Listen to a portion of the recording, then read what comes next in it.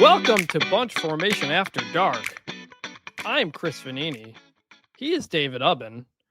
We are coming to you live right now on YouTube after Notre Dame's loss to Texas A&M. If you're listening to this on the podcast feed, this is when we're recording it. David, this is your first one. I've done a couple of these on my own, but it's fun to do these. We're both at home-ish. You're at home. I'm in my parents' basement right now. And you just had to write about Texas A&M beating Notre Dame 41-40 with a last-second touchdown and extra point that won the game. So we can do anything here. We got a bunch of close games to talk about. Situation for Notre Dame. So yeah. Do you think they showed Tyler Buckner enough on the TV screen? That was a tough look. Showed him like 15 times. This is truly Bunch Formation After Dark. No free ads, Chris, but you know how we do it at the end of the night. The polar. We need to reach out. You got some polar water there. We need to reach out to the polar water people and see if they want to. The polar cranberry lime is one of the great things that exists in nature. I think they just pull it straight from a stream, presumably from somewhere in Colorado, naturally flavored and carbonated. It's great. So anyway. Yeah. So let's start with what we just watched. Notre Dame, Texas A&M. Heck of a win for A&M. There were a few times there where you thought Notre Dame might pull away. They didn't. They stay in it. The when the box extra point happened, I realized Texas A&M minus plus 6.5 was going to cover either way, so I got that pick right. But you just wrote about A&M. What do you think of this game? I think so. Chris, we were both at the A&M Texas game last year, and listen, Texas did a lot of nasty things to a lot of teams defensively last year, but A&M just didn't have the balance. And, we read a lot, we heard a lot about Marcel Reed's progression, but we saw that side 360 on the road against Notre Dame. Listen, I know Christian Gray, Leonard Moore were kind of banged up, kind of in and out of there. I don't care, man. 360 on the road against a top 10 team, really good Notre Dame defense. He wasn't exactly playing from clean pockets all the time. It feels like to me we've seen a grown-up Marcel Reed. And I said in the preseason, like A&M was kind of my dark horse in the SEC because they were really strong on the lines. And if you got that grown-up Marcel Reed, which it looks like we got, they added some receiver pieces. They know about all the backs they've got. I mean, A&M's my online team for a reason, Chris. CFP 26. Oh, I haven't played you as them yet. Everybody plays as A&M, though. I play as Oklahoma. Everybody on my level plays with Texas A&M. But that's a question from Joshua here. If you got questions, comments, put them in the chat. Yeah, hit us up. We'll try to get to everyone. How seriously do you take A&M as an SEC contender? I mean, I don't think the SEC is very good this year, at least at the top. Like, there's not a team. It's wide open, man. Yeah, there's not a team that you look at that you're like, oh, I don't know how they're going to lose, or I can't see them taking 2 losses. Like, Who in the SEC right now could you not see getting there at 10-2, 9-3? Like, they all look pretty gettable. So, like, why not A&M? They can be in the mix. Listen, these games are going to be decided by some select plays. You got to stay healthy. You got to get a little lucky. If you do that, you can be there at the end. And A&M's no different than anybody else. Here is A&M's upcoming schedule. Auburn at home. Mississippi State at home. Florida at home, at Arkansas. Those are all winnable games. And then LSU, Missouri, South Carolina, Samford, Texas. No Georgia, no Alabama. We haven't started SEC Should be play. noted a lot of losable games on there also, but a lot of games, like you said, they're going to come down to very, very close things there at the end. Reed, he threw for 360. He also completed less than 50% of his passes. And he missed a couple there were some open throwaways guys in there. I mean, you'd like him to be more efficient, but I mean, at the end of the day, he made throws when he had to make throws. I think for me, I agree with you that the completion percentage is kind of a bugaboo, but ultimately, he's anticipating. He's more accurate than we saw a year ago. Love his arm. Like, the arm talent's there. And I will say also, Cassius Howell, one of the more fun players to watch, just coming off the edge, just a beast. Like, he was all over the place tonight. A&M's got to feel pretty good about life right now. Because, Chris, these are just the games that just A&M just never wins. They don't win these games. Wouldn't when they have the kick return touchdown called back. Yeah. But comment here from Dwayne The Rock Hudson. Incredible Midwest basement. I'm in awe. Yes, absolutely. If anybody's had one of those Midwest basements with the wood paneling is hitting. with the wood paneling, That's all there. We've got my old high school hockey trophies up here. We've got some old Detroit Vipers stuff here. If you're watching it on the YouTube, yes, absolute Midwest based one. I'm up in Detroit. Weather's great. It's a good. Let's talk about Notre Dame. Jeff Gervis says ND is done. Week remaining schedule. That is true. They are 0-2. The remaining schedule is they may not play a ranked team the rest of the year.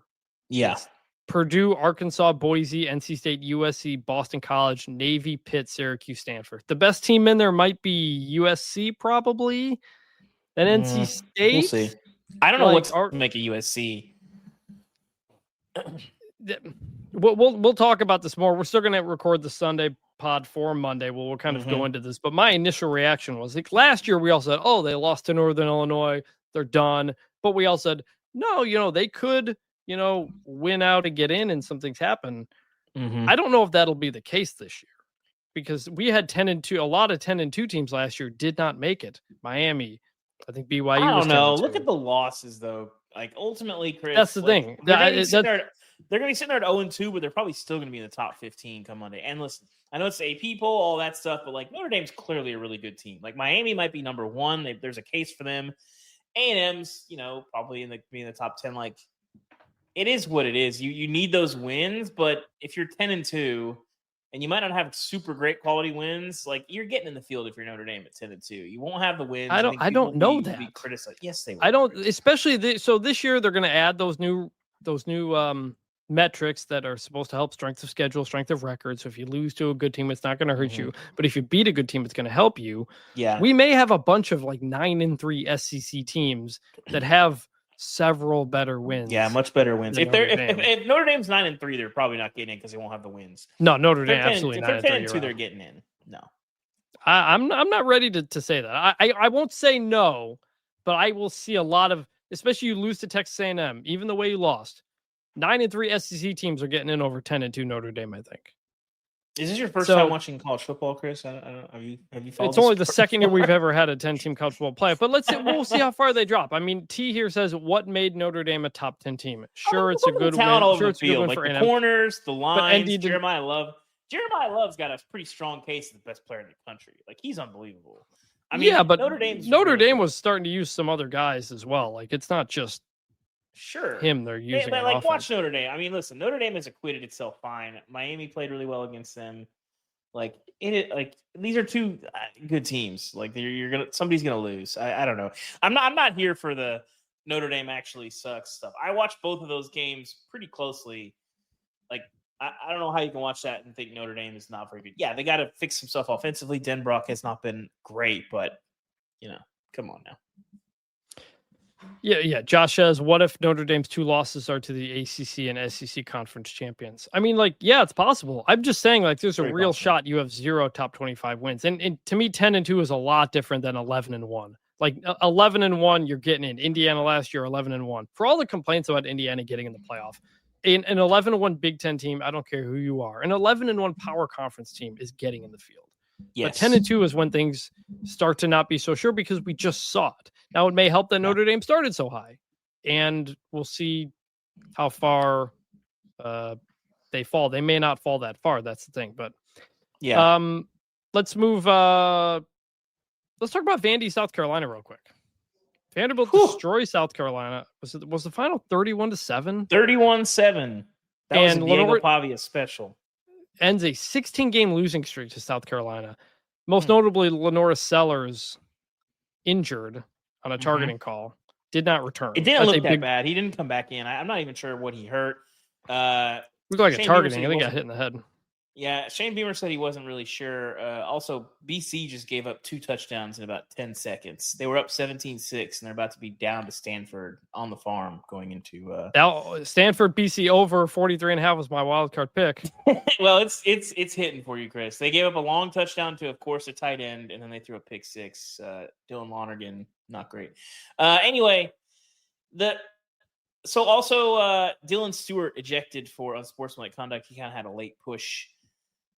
Nobody seems to know if he's actually suspended for the first half next week. There seems to be some belief that he is not because it's not targeting, but I'm not sure.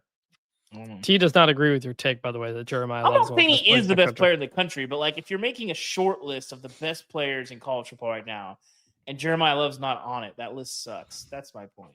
They're clearly watch him play.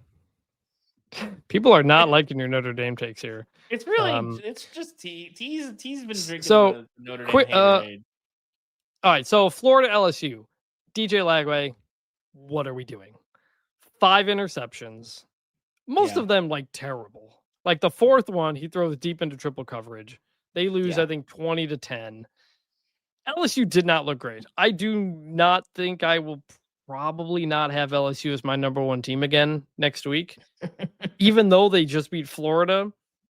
That was not a good game. I don't know how good Florida is. I mean, listen, ultimately the defense is looking improved. Lagway, some of those gifts. Can we get a DJ Lagway, Arch Manning like support group? All of Clemson's team can come to that too. So let's talk about this now because I wanted to talk about this. And Dwayne the Rock Hudson makes this point. I think there will be more 10-2 teams this year than last year because the overall QB play is down. QB play in college football this year at the top is really bad right now. And this was supposed to be a year in which star quarterbacks were going to lead the sport. Like, Arch Manning, Nussmeier, Cade Klubnik, DJ Lagway, Lenora Sellers. Most of those guys haven't played well, and now Sellers is hurt. I tweeted about that, and I said a year that was supposed to be led by star QBs is not happening. And then I got everybody replying to me in my mention saying, what about this guy? What about this guy? What about this guy? Look, I'm sorry. Look, Fernando Mendoza has not played anybody yet this year. I'm not going to call him a star quarterback yet. Chris, he threw 5 touchdowns against Indiana State, okay? So, like, Larry Bird was out there covering guys at safety. Come on now. I got someone from the Big 12 who was upset that I didn't include Sawyer Robertson as well. Like, dude, like, they're not star. I'm talking star levels like Heisman candidates and NFL draft picks. And there's a bunch of good quarterbacks. There's no great ones. It feels like a year where the Heisman is going to go to a non-quarterback again. So we'll see. I pulled up our Heisman draft we did at the Athletic. I don't want to talk about this. This is the order in which we took quarterbacks. We're not talking about this, Chris. Cade Klubnik, not going well. Arch Manning, not going well. Garrett Nussmeier, not going well. Lenora Sellers, who you took, injured. Jackson Arnold, playing pretty good. We'll see him at Oklahoma next week. Drew Aller hasn't played anybody. Who knows? John Mateer is playing well. Him and Carson Beck, who was a couple picks later, probably the two most impressive quarterbacks this season. Like, I think it's a clear them 1 and 2 relative to they've actually played somebody who matters. I guess. Dante Moore, I don't know. DJ Lagway, not Chris, great. I think Sawyer Robertson has been better than those guys, but he didn't win. So people it's not his fault they lost to SMU. Like, he's been unbelievable. They beat SMU. They lost to Auburn. They lost to Jackson Arnold. Excuse me, Auburn. Excuse me. Yeah. Yes. It's not his fault they lost to Auburn. Yeah. He's been tearing it up. Yeah. Ashwin Shankar, starting to think Arch isn't the guy. So, like, Arch got booed today. Like, he was like 4 for 11 with a pick at one point. He had 9 consecutive incompletions. Ultimately came around and Texas was able to pull away from UTEP, but he arguably got outplayed by Malachi Nelson, who's at UTEP now. Saw some NFL people saying either Arch is hurt or something is really wrong because the arm angle and everything. Real quick, it looks on Arch, weird. It doesn't look good. Our Sam Kahn wrote an article on The Athletic. Go check it out. Really good. He went through every single throw Arch made this year to see how often he grew, including last year. And last year, every throw he's made at Texas. Hard to say. That's not great. Georgia, Tennessee. David, former Knoxville resident. Tennessee had 3 shots to win this game. You have the 4th down late in regulation. You have the 2-point conversion to tie it to send it to overtime, and you have the missed field goal. Well, they got 2 turtles, Shelly, with the field goal. I didn't like the play calling around the field goal. You got to trust your people. I mean, how many times, Chris? It's a running joke at this point that if you settle for a kick in the 40s and you're playing college football, you are playing with fire. We saw Cristobal get away with it in week 1. Listen, just keep playing. Keep running your offense. Maybe you go score. You don't have to worry about botching a hold. It's in that spot. There's just there's so many technique things and small things that have to go right. Even on a 25-yard kick, there's a snap, there's a hold, there's protection, there's a kick. There's so many things. Just run your offense. Run your offense. You don't need to go turtle shell as soon as you cross the green line and be like, well, what if they fumble? What if they fumble? I guarantee you nobody is going to be blaming the coach if you fumble. Just tell your quarterback, hey, if it's not there, throw it to grandma. It's fairly simple. We see this all the time. It's risk averse. It makes no sense. Like if you're in the 40s for a kick, keep going. If you're in the 30s, I'll listen to it. But in the 40s, just don't, especially in a kick of that magnitude where the stadium's getting ready to explode. You know, if you make it, it's going to be a pretty identical scene to what we saw against Alabama. You're going to get swarmed. Like there's so much pressure on that. So I don't know. I gotta say, I thought this game was going to be a rock fight. I thought both quarterbacks were not going to be good. I did too. I thought both defenses were good. Instead, Gunnar Stockton throws for 300 yards, 10 yards per attempt. Joey Aguilar, 371 yards, over 10 yards at attempt, 4 touchdowns, 2 interceptions. That throw by Gunnar Stockton on the 4th down, perfect. Perfectly laid it over the receiver on the outside, so you gave him room to adjust to it, and a great catch. I was very impressed, really, by both of these quarterbacks, neither of whom anybody has thought very much of. I think we can declare now that Tennessee won that trade, right? Yeah, I mean, ultimately with both of these quarterbacks, I didn't see a lot of just them tearing it up, but you're giving your receivers a chance. You know, I wrote about this last year some, and talked to some coaches about it.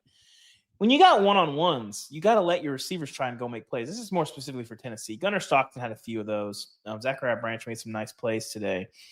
But Nico just seemed to refuse to let, any of those guys go make plays. Dante Thornton, all those guys. Chris Braswell was on fire today. Just mothing people left and right. Mm-hmm. And when you throw the ball up in single coverage downfield, even against Georgia, who doesn't have Malachi Stark out there, doesn't have Keely Ringo running around out there, doesn't have Javon Bullard, all these guys, good things can happen.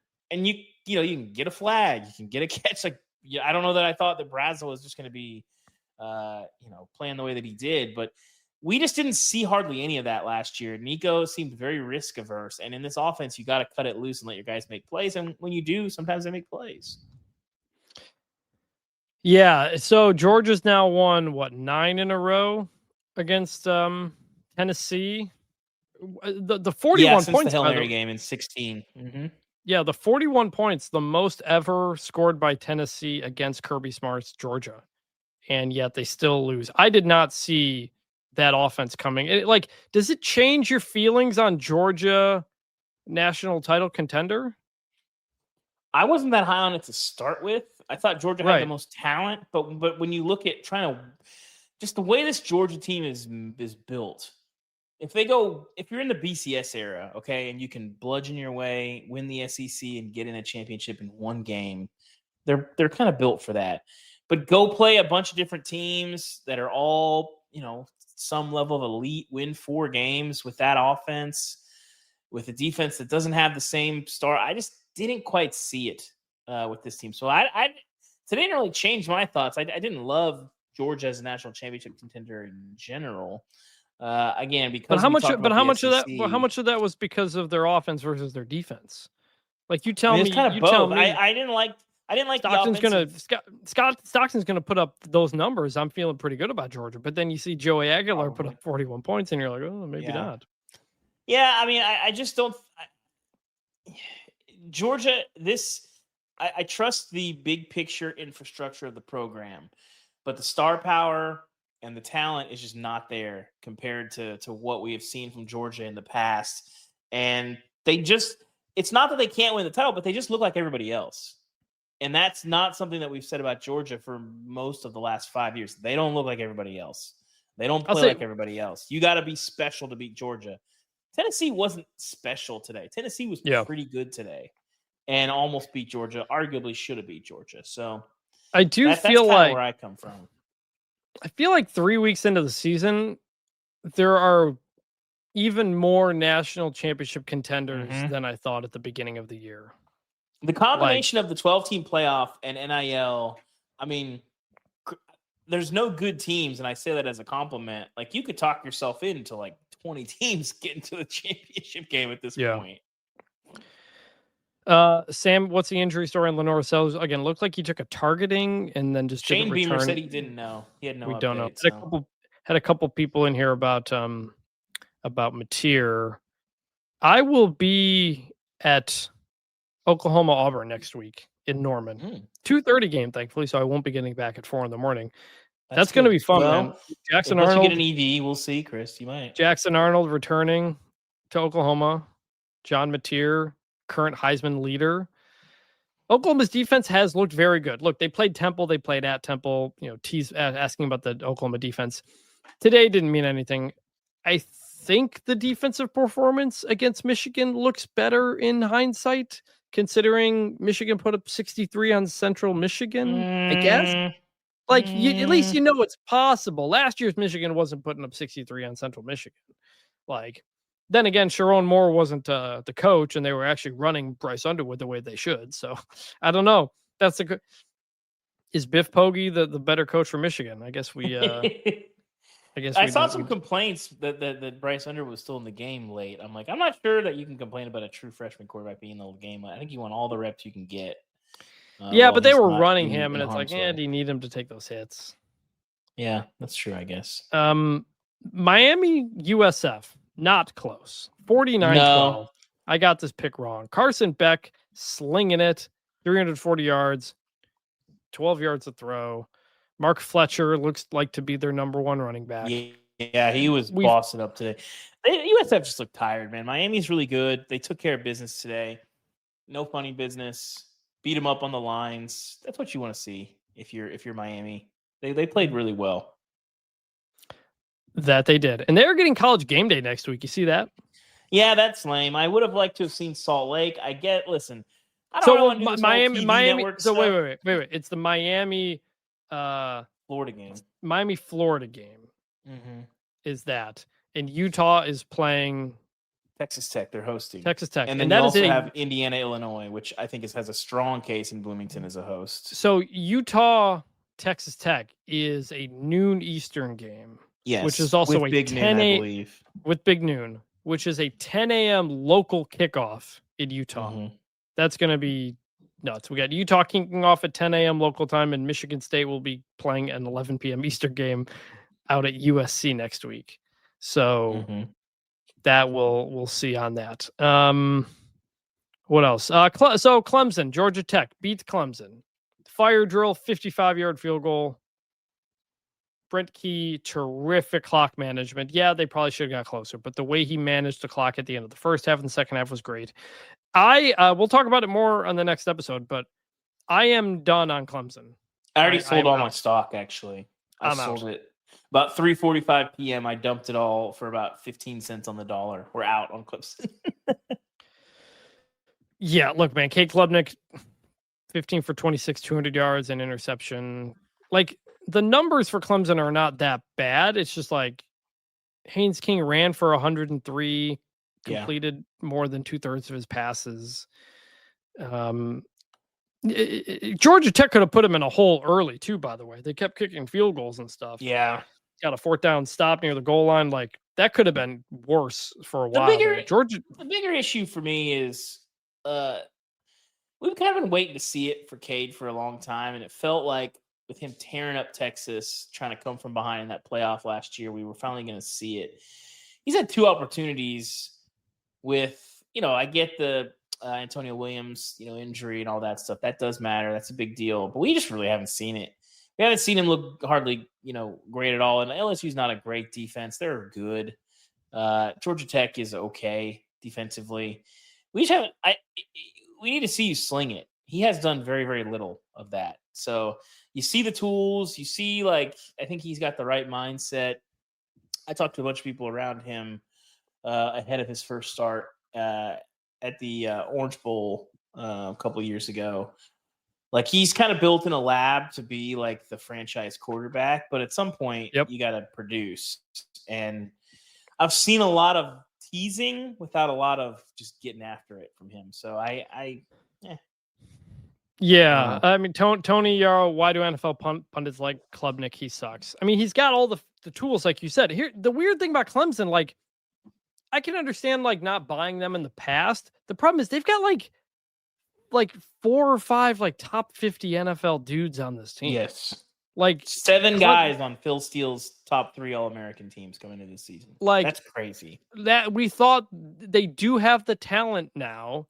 They have the experience. We thought that would be the thing. I mentioned this in a group chat text, but at some point we got to talk about how Garrett Riley is just not doing a good job and has kind of not done a good job for a while at multiple spots. Brett Lashley was the OC at SMU. He leaves. Riley comes in. The offense gets worse, but then Sonny takes the TCU job. They go to TCU. They ride the Max Duggan train out of nowhere to a national championship run, and suddenly Garrett Riley's the offensive coordinator at Clemson. And it's like there wasn't that much on tape that told you that's the guy. And it's now several years now of underwhelming results. Yep. Sam Callan in the chat seems to agree with me as well. He says Garrett Riley's not the answer. I mean, there's a lot of evidence to support that. I think he's pretty good, but with the talent that you have and how long it has, I mean, that first year at Clemson was a disaster. They were not much better at all. You saw pieces of it last year, but there's no reason why they shouldn't be setting the world on fire this year, and they're not. They're not even close to that, and I don't have a good answer for why. It's a problem. Yeah.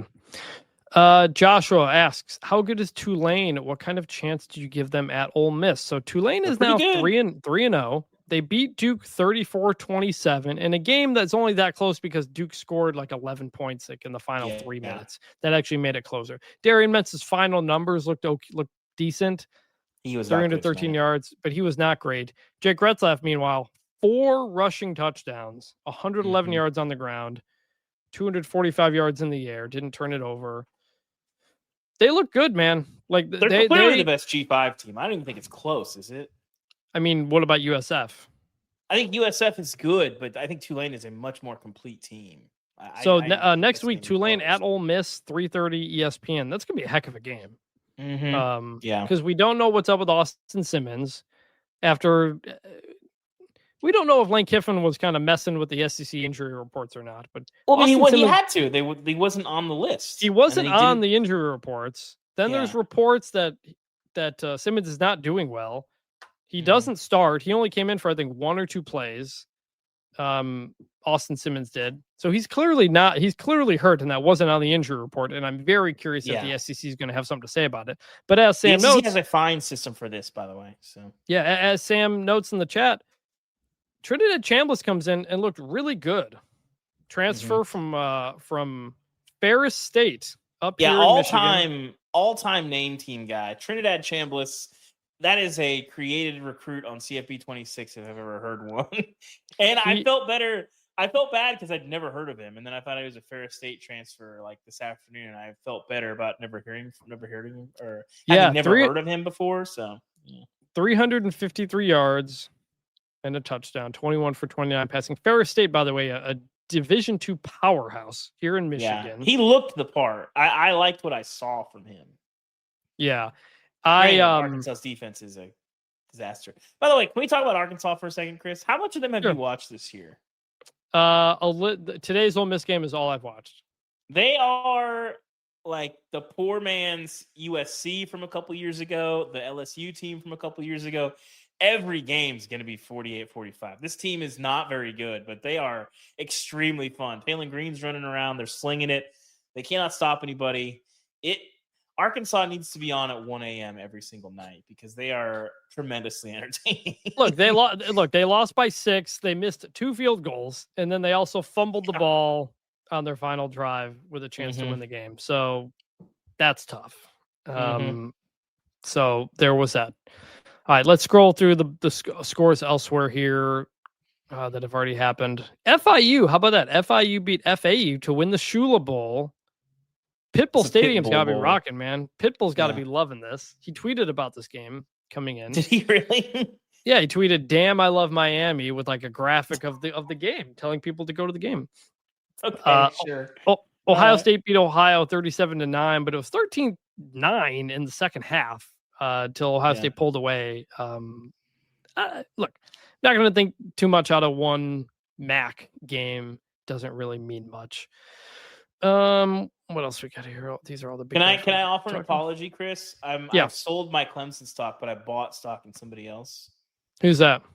I've been very skeptical about Oklahoma coming into the year in general. The Jade not you're buying them. You're buying them after Temple.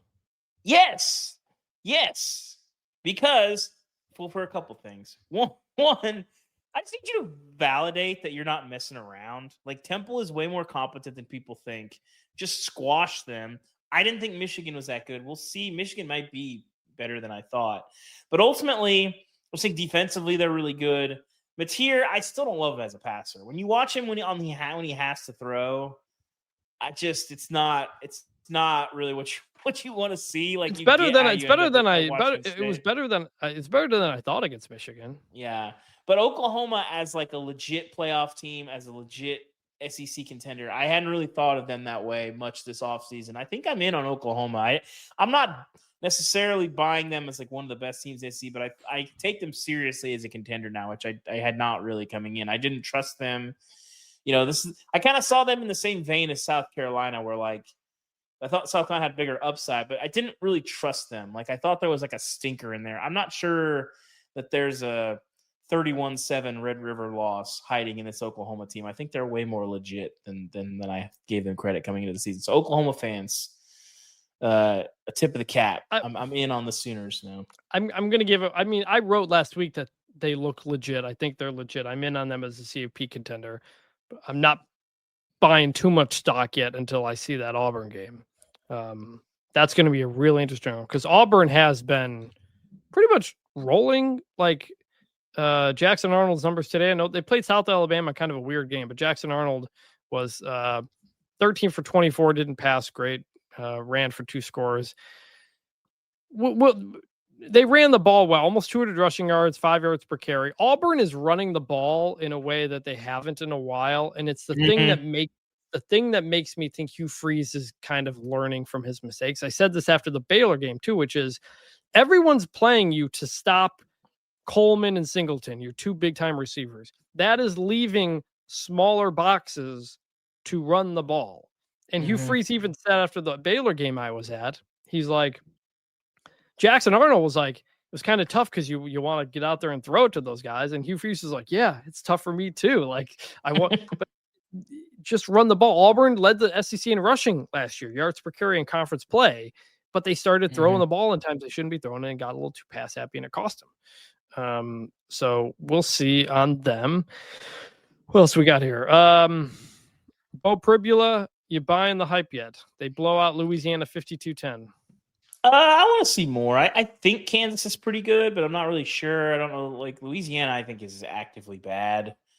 So I want to see it. Who's ahead on the schedule there for Missouri? You're gonna have to remind me. They got South Carolina next week. That'll be an interesting game because you're at home. We'll see if Sellers plays. I suspect he will. We're about to have all these like middle tier SEC teams play each other. Yeah, it'll sort itself out. I don't know what to make of Mizzou. I think Pribula is definitely better than I thought he might be. The Penn State thing is interesting. That's another team that's got to play some guys. Aller has not been fantastic. I'm not. Penn State is not even in my head. Like, yeah. I'm sorry, Penn State.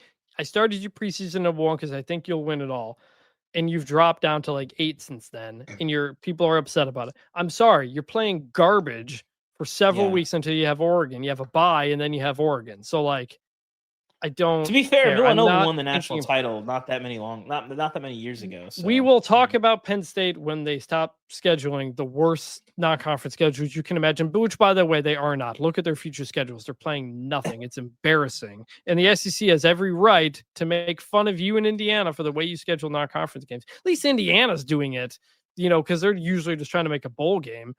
Penn State, you're supposed to be competing for national championship. Give me a break. Give me a break. In a year, I just want to see Aller chuck it around and look like a first round top 10 pick. We haven't really seen that yet. He's been okay. But this has not been the issue. It's when they've gone up in these elite games, when they're playing the Ohio States, the Michigans. He has looked like bad. And other than the Oregon Big Ten championship game. Yes, that's true. But you need to have, like, when you're playing these games, you should look, on borderline deity status, and he hasn't. He's been pretty good. No. So You know what we need to pay more attention to? The American Conference might be really, really good this year. I think it just is. Because not only is USF doing what it is doing, not only is Tulane doing what it is doing, North Texas beat Washington State 59-10. And it was 42-3 at halftime. What was the line on that game? That was legitimately probably one of the three most surprising results of the day. It's partly because Washington State had 5 turnovers in the first half. But I told you, if you read my list of rising name coaches to keep an eye on, North Texas defensive coordinator Skylar Cassidy was on that list, did a really good job at Sam Houston. North Texas hired him and several of his best Sam Houston defensive players there. And if they can get the defense just to be okay at North Texas, look out, because that has been the problem for them. They can score up a storm. They can't stop anybody. North Texas, don't forget them in the American. And also Memphis goes to Troy, wins 28-7, took care of business against the team that gave Clemson a little bit of scare. And we've got Arkansas going to Memphis very soon, possibly next week. Careful. That's going to be at the next week. Yep, it is next week. It's a noon game. That's at the Liberty Bowl, which is kind of under construction, so it's not like a full-on stadium. But keep an eye on them. Going through here. I will do my 3 most surprising. By the way, hold on. By the way, anybody have any questions or comments, put them in the chat. I'm reading them all. I can see them up on the screen. I should have said this 40 minutes ago, but please like this video, subscribe to the YouTube channel if you haven't yet. We will see. Real quick, Josh, if Penn State loses to Ohio State and Oregon, would they be out of the CFP at 10-2? Would their resume be better than Notre Dame? They're pretty much in the same. Y'all, come on now. No, what are you talking about? Chris, there are no great teams. There's going to be a ton of 9-3, 8-4 out there. We just saw it. Why do you think every 10-2 team is going to make the field all of a sudden? Every 10-2 team in the power conferences or Notre Dame will make the playoff. Print it on a T-shirt. I'll wear it every show, Chris. It just last year didn't happen. It's all right. So what were you going to say? You said you were going to have 3 something? 3 most surprising results from week 2 or week 3, whatever. Week 3. We keep saying it wrong. It's week 3. Yeah, whatever. That I'll put that North Texas win, and then I will go Old Dominion 46. Yeah. 45, Virginia Tech 26. And then New Mexico 35, UCLA 10. Let's talk about that first one. Old Dominion destroys West Virginia. There was a point. Virginia Tech, sorry. There was a point where Virginia Tech had been outscored 62-0 over 4 quarters of play between the second half of Vanderbilt and the first half of Old Dominion. By the next time we record an episode of this podcast, Brent Pry may no longer be the coach at I feel Virginia confident Tech. that will be the case. People in that world are very skeptical he will continue. The one thing people have noted, though, to me, which is a good point, with both him and Deshaun Foster at UCLA, is that they have played 4 games this season. And if you fire the coach after 4 games, everybody on that team is going to be wondering, should I not play, take a red shirt, and save my year? It's why schools don't want to fire coaches so quickly as well, because you could have a lot of people just totally bail on the year because they don't want to waste that year on a season, on a team that the school has thrown in the towel. So if those things don't happen in the next day or so, that could be one of the reasons why. But in terms of Brent Pry, Virginia Tech, this has been dreadful. They went from losing every game close to now losing every game in a blowout. He has lost to Old Dominion twice. The first game of his tenure, now potentially the last game of his tenure. I like Old Dominion in their offense and their OC, the guy that they hired a couple of years ago. They could make some noise in the Sun Belt, but they should not be punking Virginia Tech and Lane Stadium. This program has fallen so far that you worry if they can ever get it back at a place. Well, when you see results like this, Chris, when you see 34-0 in the second half against Vandy, you see 28-0 in the first half. How, if you're an administrator, if you're anyone, how is that not an effort thing? I didn't get to see a lot of those two games, but you're not. Come on. There was a third or fourth down stop that was then negated by a face mask penalty. Just everything going wrong that you could imagine. Discipline, effort. That's what's happening. You've seen them get run off the field twice. Yeah. Yes.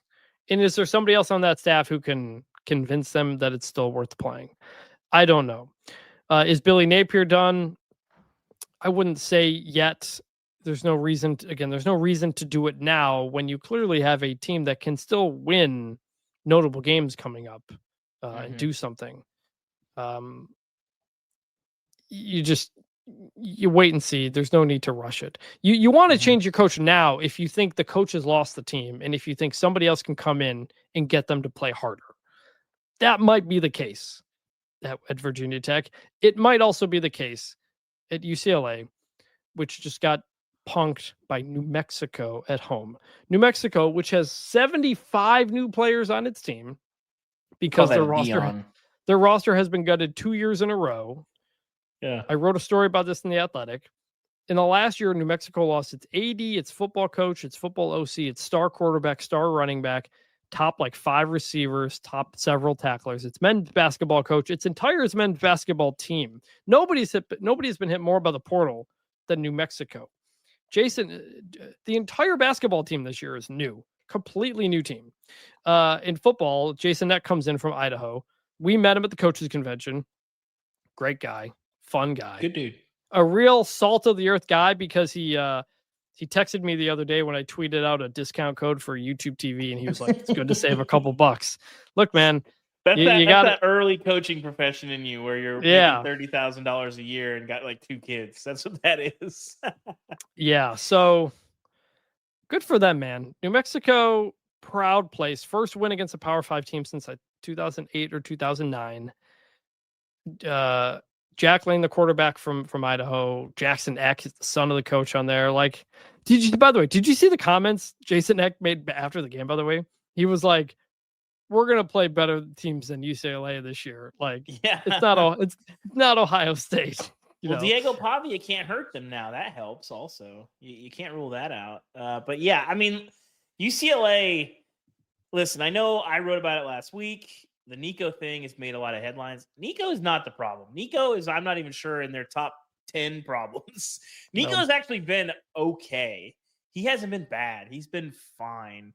But he doesn't have great blocking. They don't have any weapons, really. The offense is kind of a mess. Their defense, can't cover, can't stop the run, can't rush the passer. But also their linebackers aren't great in space, so that's good. So, we'll see. Sam Callan brings up Clark Lee. So here's the bonus that you get with Clark Lee. Chris, I feel like it's going to be hard to pull him away from Vandy. It's his alma mater. Yes. The James Franklin thing obviously was very that's probably the proudest run that they've had. Derek Mason had some moments, but nobody's done it like James Franklin has. But James Franklin, not a Vandy guy in the same way that Clark Lee is. I think Clark Lee, if you're a coaching agent and your guy's at Vandy and he's doing what Clark Lee does, you say, hey, you got to get out of there on the first bite, the first boat you can, because it's really hard to sustain. Clark Lee knows that, but he's talking about winning championships at Vandy. I think unless it's a Notre Dame, a big time job, I'm not sure that he's going to leave there. I think it means a lot to him, and I think he wants to keep this thing going. And he wanted that job. There's not a lot of guys that go out of their way to go get the Vandy job. I mean, I think there's a pretty strong case that Notre Dame defensive coordinator is a better job than Vanderbilt head coach, but he wanted that job. And he's shown why, especially when they've had some low moments there. And now this is as good as Vandy has looked. So the Clark Lee conversation is interesting, but it's been also a while since Vandy's had a good coach that I don't think is going to be going anywhere anytime soon. And it's also possible Diego Pavia could kind of sue his way into another year of eligibility. Like he only asked for one. I'm serious, because he spent 2 years at junior college and he asked for 1 year. I've talked to his lawyers about it at the time. they do, and you have some Vanderbilt players leading a class action lawsuit to try to give everybody 5 years of eligibility, no red shirts. So if that can help as well. Joshua asks, similarly, can Georgia Tech keep Brent Key? Again, that's his alma mater. That you got some guys, some places who found the right guy, and it's a guy who wants to stay there. Not necessarily that they would or wouldn't leave. Georgia Tech's got issues, but by the way, Brent Key is now 7-1 against ranked ACC opponents. Wild. I loved him from the moment he took over for Jeff Collins midseason, because instantly you could tell that team stopped effing around and started playing better fundamental football. Remember Jeff Collins, there were special teams errors, all kinds of just bad stuff. He comes in, locks that down. That team played hard for him the rest of the way. I don't remember if they made a bowl game or not. And ever since then, it's just a solid, difficult out every time you play them. So shout out to them. Speaking of the ACC, I wrote this after this game column on The Athletic. The ACC replay audio. This might be the greatest addition to football television broadcasts we've had in years. Well, let's not this is awesome. awesome. The multi-view, Chris, but yeah, let's keep it going. No, this is awesome. Where they take you can hear the conversation between the referee on the field and the command center booth, and they talk it through. Let's cut to that angle. I don't think he has possession when he's got there. I don't think I see this. Okay. And it's great television. It's so much better than let's bring in our rules analyst who hasn't seen the play. I don't know, Jim. He might be. He might not. And he doesn't know. And we're just twiddling our fingers looking at this. Just give us the thing that they're showing us. And this thing is universally loved. Every single comment on my story was like, wow, actually, I love this. You do not get college football fans to agree on anything. I'm here watching at home with my parents, my dad, who's yelling at the TV all the time for every game that we watch. This happens. And he's like, I like that. And you know why it's so good? Because transparency is good. If you see people go through the process and realize it's humans making this decision, it's not some grand conspiracy, it tampers down the anger, and just it makes you understand that they're not trying to do this. So I wrote about this in the summer. I wrote a big story with Stuart Mandel about the issues with college football officiating and transparency, and because there was the Texas targeting, there was the Texas Georgia water bottle thrown on the field, the Arkansas State replay error, a lot of high profile mistakes or controversial plays in college football last year, and the XFL/UFL has been doing this, listening on the replay review for years, since 2020, the spring league. Dean Blandino does it. I remember seeing it when I watched the earliest of the spring leagues. Man, that's pretty cool. It's a little bit. I don't think that we're going to see college football bring back the old XFL coin toss. So, but it is one thing I'm glad that we've brought from the XFL. So I asked. When I was doing this story, I asked people from every conference, every Power 4 conference, why don't you do that? The thing that the UFL does that is great, and they would give me two reasons. One, it's a lot easier for the XFL/UFL when there's only one or two games going on, which is fair, as opposed to if you had 5 or 6 going on. That's fair. Two, they're worried about backlash and threats toward officials, which is already a problem.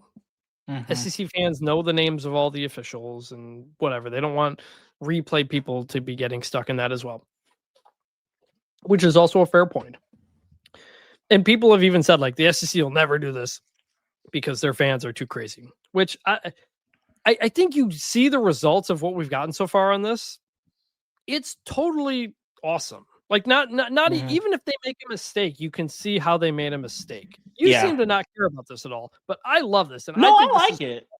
I think it adds a lot to the viewing experience. I think it gives fans a look inside in a way that I do think is productive and good for both leagues. I mean, listen, Chris, we're both journalists by trade, so naturally, more transparency, more openness, we're going to just be for in general. So I like it. It is cool. And I think I think we were talking about this earlier. I don't think you mentioned maybe you mentioned this to the top of this.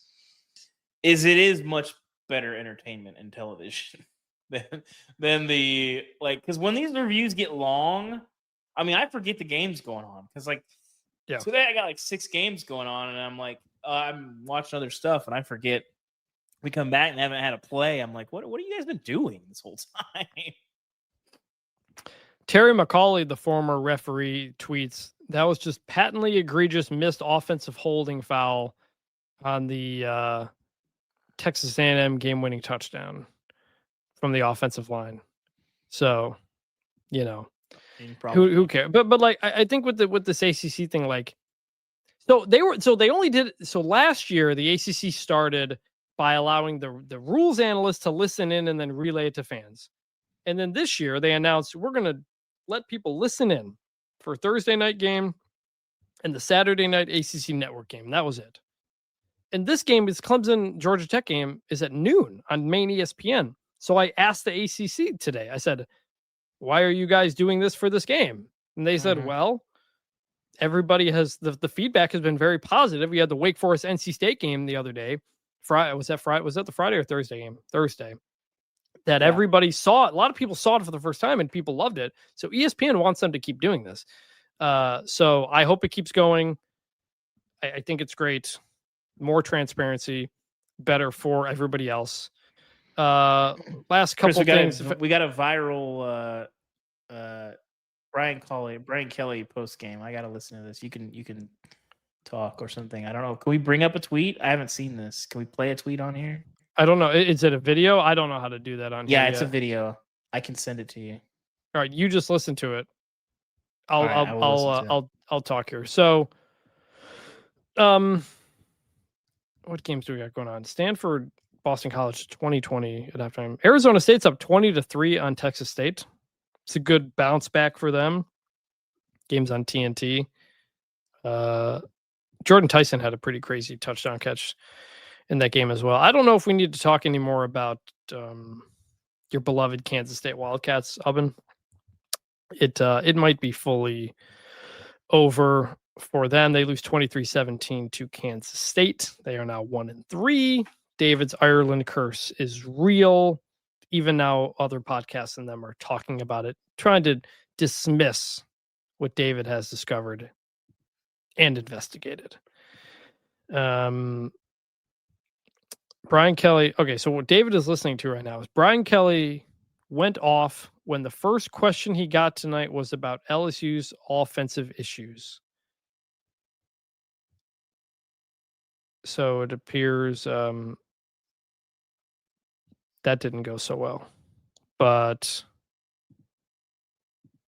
I think that, I have concerns about LSU as well. All right, what did Brian Kelly say? So he was asked about, I believe, the running game not being great. And Brian Kelly is like, you're spoiled. You're spoiled. What do you want us to do? Beat him 70-0? It's like, that's a completely out of line question. After we just went and he was talking about their 17-1. I don't know what stat he was. I mean, it was interesting. But I read that it was the first question he was asked after a win is why you can't run the ball, basically. I guess I'm pretty familiar with the LSU bit. I didn't see who asked it. The question wasn't on there, but he got it. I mean, I sort of get it from Brian Kelly's perspective. I don't know. I mean, the order of questions is it is what it is. I mean, if I won in the first question, that's what I'm saying. If I win and I beat, if you win and you beat Florida, your big rival, and the first question is about your struggles, that's like, I do understand me, like, guys, come on. But yelling, you know what you are? You're spoiled. You're spoiled. It's not going to play how you want it to play. Is that what he said? Yes. Okay. That sounds like a meme right there. You're spoiled, Chris. You're spoiled. You got to understand. That might have to be a drop on the show now. We'll have to see. I just saw a phone video from the side. I feel like the actual video will be even better. So. Yeah. What else? Hey, Middle Tennessee, they won. They beat Nevada 14-13, their first win of the season. They had been my number 136 at one point this year. Good for Derek Mason's team getting off the schneid. There, Chris, I sent you the memes. The memes are already hitting. Wes Blankenship, who did he does the Friday night Georgia high school radio guy. So checking the best buy date on any given item in your grandparents' refrigerator. You're spoiled. You're spoiled. Speaking of going to a grandparent's or a parent's house, I am dealing with the thing that everybody deals with when they go to their parents' house to watch something, which is one, the video is all messed up because the motion smoothing is on and the refresh rate's too high and everything looks like a freaking soap opera camera. And two, the audio is a disaster where you can't hear the people talking, but then you can hear every other noise that's being made in the scene. This is not an issue. My dad is pretty tech savvy. This is not an issue. No, and I usually just suck it up and deal with it. But today, watching football, I was like, I cannot deal with this. I'm changing the settings on this television, and he got very upset about it. I gotta say so Chris, today I've been busy. Last year. Obviously, I had the week 1 road trip. Last week, I was at Charlotte watching the Belichick experience. So today was the first day I've been at home since the creation of the create your own multi-view. And it's not perfect. Like, I don't think you can fully just create your own multi-view. No, it's very annoying that you can't. Whatever. But the watching experience is tremendous, Chris. I forgot how good a College Football Saturday is when I have my large TV in the room. I went 4-screen multi-view, and then I have my office TV, which is about the same size as one of those multi-view videos. And then I have my second laptop with another game on, and then I'm working. It was just, you can see everything. I forgot how good that experience is, so we'll see. Shout out to Delaware beating UConn in overtime. FBS program Delaware, for people who don't remember. They're in Conference USA now, and they beat UConn. Shout out to them. And Chris, another pretty good day for Missouri State too, hosting SMU. They pushed them. Yeah, 28-10. It was 10-0 Missouri State, but then all SMU the rest of the way. Well, I guess we didn't talk about backyard brawl, by the way. West Virginia beats Pitt 31-24. This game was a mess. All these teams just kept dicking around. Every drive they're getting in the red zone and screwing something up. They got inside each other's 30-yard lines a total of 14 times, scored 6 touchdowns. So some more can be done there. But West Virginia ties the game up with 11 seconds left. They win in overtime. Richrod looked like he was going to cry afterward, talking about how West Virginia's got all this grit and doesn't. That's what the backyard brawl is about, man. That had to feel good for him coming off of 13-9. He doesn't have to hear that as much. Friend of the program anymore. Yeah, friend of the old program. Yeah. Did anybody ask Richrod what was going on with the quarterbacks moving them around? Because he had Nico Marichal. How do you pronounce his name? He was he was playing okay, and then he put in some freshmen, and it was very messy. But I had it on mute. I was watching Georgia Tennessee. That was blessed with my volume. I can only do one game on volume, so I had it on mute, and I had no idea why he was shuffling his quarterbacks. I don't know if anybody asked him about this, but it seemed inexplicable and messy. But they won, so I don't know. Well, so Iowa State, by the way, escaped by the skin of its teeth, going to Arkansas State, winning 24-16. You get the win, not great. I don't know how much to think of it. Iowa State goes on the road a lot of times to these MAC schools or Sun Belt schools, and they lost at Ohio a number of years ago, and when Matt Campbell got mad at that fan after the game. So at least they won the game. I forgot about that. At least they won the game this time. The top of the Big 12 is looking pretty soft. I think Utah and Texas Tech look like the clear 2 best teams. I'll listen to TCU, but I'm not sure TCU has played, much of a team with a pulse yet. So as we wrap up, Sam asks, what are each of your top team performances of the day or individuals? That I don't know. I have not gone through. We'll get that on the next episode. Well, I think we're going to I should have said this at the top, but I think we're going to put this episode in the podcast feed because we're both here. When we have the rare opportunity, I want to put this in the feed, let people know what we talk about Saturday nights when we have this opportunity. Again, I don't know if I'll be able to do it next week. But, figured let's just react to things as they happen here. What games what games do we still have going on here that are going to wrap soon? Cal's up on Minnesota 10-7. Arizona State's bouncing back. They're taking care of business. By the way, Chris, you're like a score bug guy, right? I usually don't care. The TNT score bug is terrible. I don't remember if I don't. It's better than the Mountain West one. I don't know what the TNT one looks like offhand. That's a low bar. That's a low bar, Chris. Either way, I'm not usually a score bug guy, but you can't. Some of these places need to start building stuff for the multi-view universe, and the text is too small. I don't think so. Here's the thing. Like, we love multi-view, and hardcore college fans love multi-view. It's not the multi-view you have to build it for. It's the people watching on their phones you have to do it for. Yeah, you need it to be big enough for people on their phone. But most college football fans are watching 2 to 3 games a day, their own team. That's why it's our job to watch everything and talk to everybody about everything. So anything else you wanted to talk about before we get out of here? No, I mean, it was a great day. We're living in a golden era right now, Chris, because I think it's easy to forget. Not that long ago, nobody wanted to play at noon, and you'd had the CBS game at 3:30, and then there'd be 9 games happening at prime time that were all good games. Today, pretty much from the start, we just had great college football, a lot of drama. Clemson, Georgia Tech in the morning, or the early afternoon, the Georgia Tennessee game, just classic football games. A&M and Notre Dame at night. We'll see if these nightcaps kind of go off the rails a little bit, but great college football Saturday. They're all good in their own ways, but this was a pretty memorable one, compelling, a lot of drama, a lot of memorable plays. Great Saturday.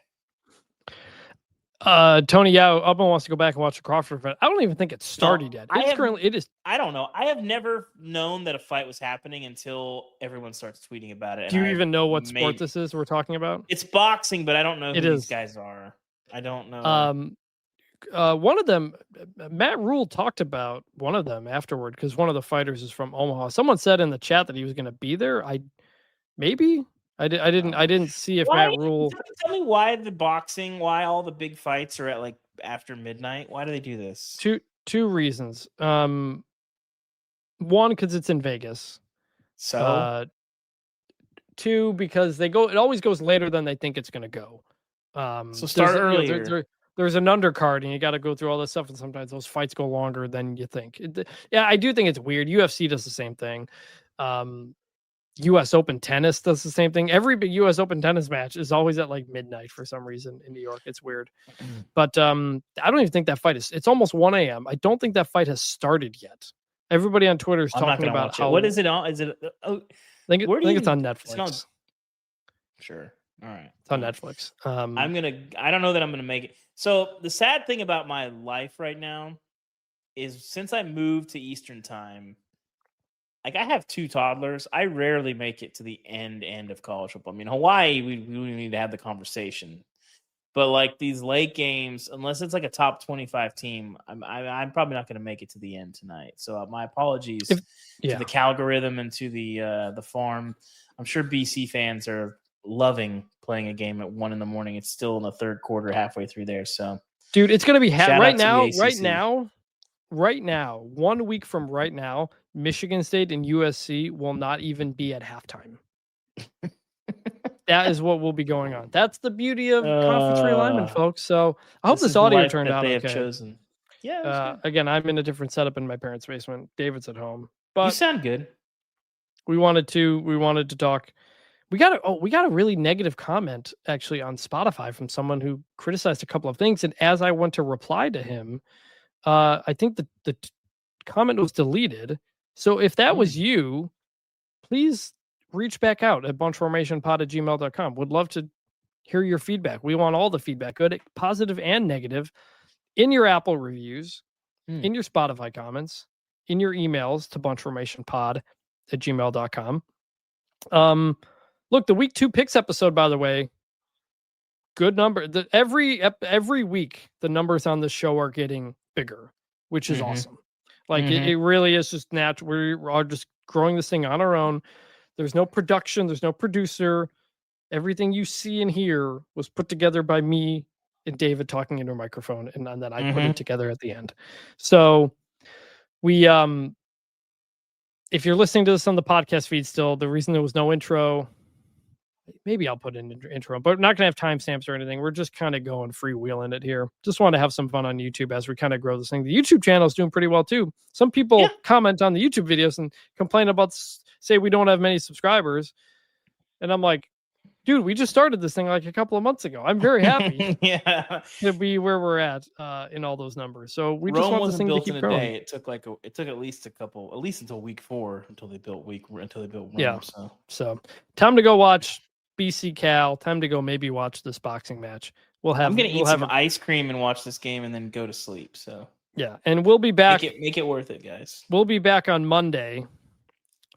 For a recap / kind of moving forward type of episode. Appreciate everybody who stayed up with us late in the comments. We know there's other stuff that you could be doing, other people. We really appreciate everybody who has stayed with us as this goes on. I'm having fun. We're doing this just on our own. It's a good time.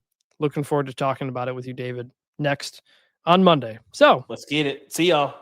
For David Ubben, I'm Chris Vannini. We will talk to you on Monday. And bring back the turnover chain, please.